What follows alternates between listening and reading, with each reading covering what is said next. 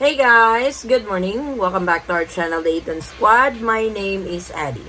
So for today's video is titled Immigration Rant. You guys have probably seen the news about this viral TikTok immigration rant from a Filipino traveler going to Israel who missed her flight because of how her immigration process went. So I am going to show you what happened. Details coming right up.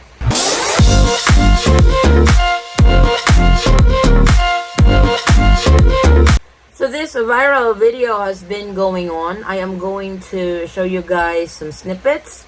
But before we proceed, this update is not a discouragement to future travelers. But just like the poster said, she's hoping that because of this, there will be some changes on immigration process, and she's hoping that this is not going to happen to those Filipino travelers who wants to travel abroad. She's not even a first-time traveler going abroad. She's been in and out of the country, but unfortunately, that day, she got interrogated, asked questions that are not even relevant anymore on her trip.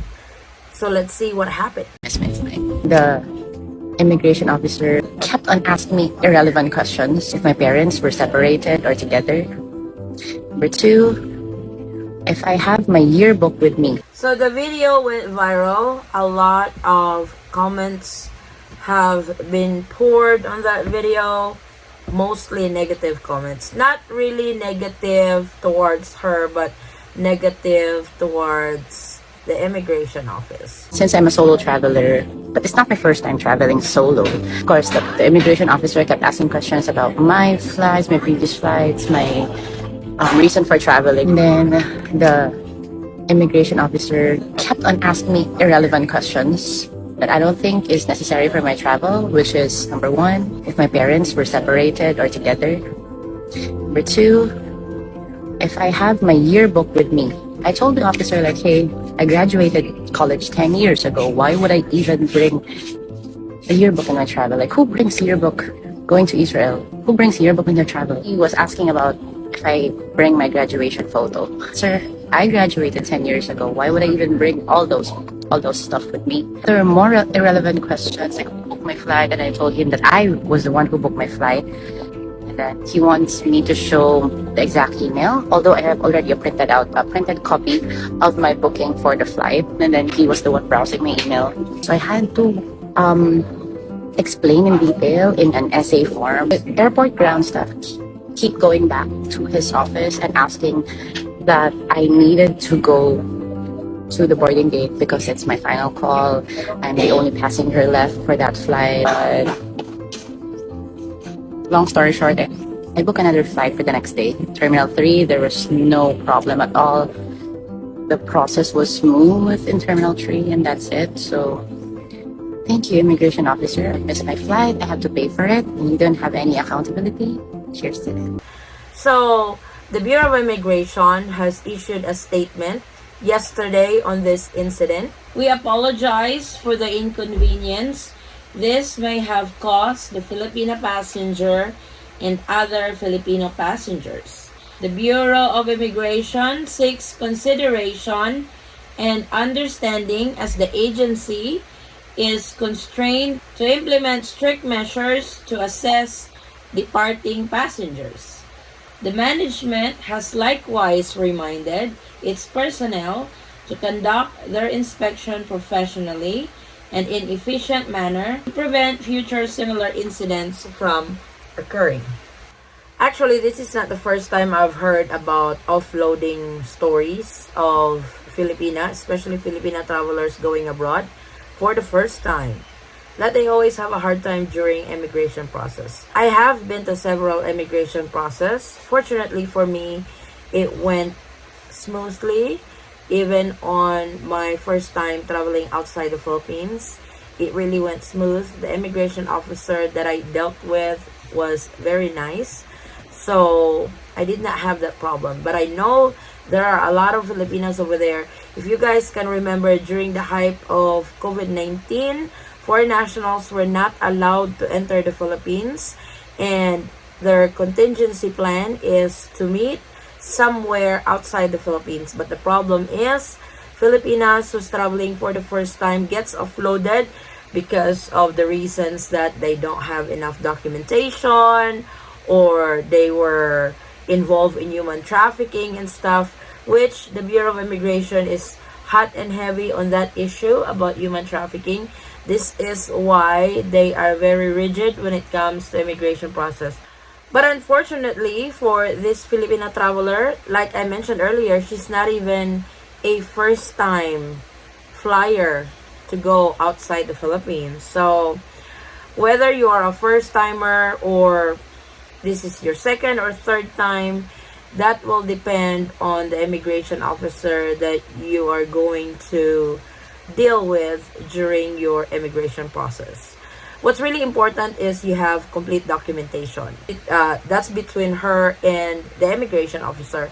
And you cannot really blame her for ranting her experience. Why did she got interrogated stringently? So I did not understand that, because as you watch her video, she had all the documents that she needed to fly to Israel. So that's between her and the immigration officer. And you cannot really blame her for ranting her experience online. This is probably her way of voicing out what happened, or giving everybody a heads up on what you are going to be dealing with when it comes to these issues, But she did flew to Israel the next day. She rebooked her flight because she missed her flight. As she said, she missed her flight. She had to rebook a new flight going to Israel the next day, worth 27,000 pesos. This time, she's flying from Terminal 3. This immigration chaos happened at Terminal 1, unfortunately. So in response by the Bureau of Immigration, the Bureau of Immigration officer who reportedly subjected a Filipina traveler to a lengthy interview that later made her miss her flight has been relieved from his post and reassigned to a back office. So he's no longer at the airport. Then the Bureau of Immigration wants to make it clear that yearbook or diploma is not needed to go through immigration process. The Bureau of Immigration spokesperson Dana Sandoval made the clarification in light of a now viral video of a Filipino who ranted about an immigration officer barraging her with irrelevant questions, even asking if she brought her yearbook with her. So that is very clear. Yearbook and diploma is not required during immigration process. But to be honest, the first time I flew to the United States on the K1, I had my diploma with me. I even have my transcript with me. I have my yearbook with me. Well, the yearbook were placed on my check-in luggage, but I brought everything just in case they needed it. So this is very clear to those who are flying outside the Philippines, whether you are first-timers, second-timers, third time flying out, the Bureau of Immigration makes it clear that yearbook and diplomas are not required during immigration process. To be honest, I'm still very pissed of the immigration until now. Even if nag-release na sila ng statement, it was never ever my intention to discourage future travelers. I hope it will serve as some voice in hopes for a change in the inefficient system of the immigration. So, what do you think, guys, of this immigration chaos that happened at Terminal 1? Have any of you experienced this? Have any of you got offloaded already during travel outside the Philippines? If you guys can share your stories, I would really appreciate it. This could give our kababayan a heads up on what's going on during the immigration process, especially if you are a first-time traveler. So this is our latest travel update. Thank you guys so much for watching. If you have any questions, concerns, or inquiries with regards to this video or in any of our travel-related videos, please comment it down below and I will try to get back to you guys as soon as I can. Or you can direct message me in our Facebook page, same handle, the Eaton Squad. Again, guys, thank you so much for the continued support and trust to our channel and to our family. I hope to see you on our next travel update. Stay safe, stay healthy, and God bless everyone.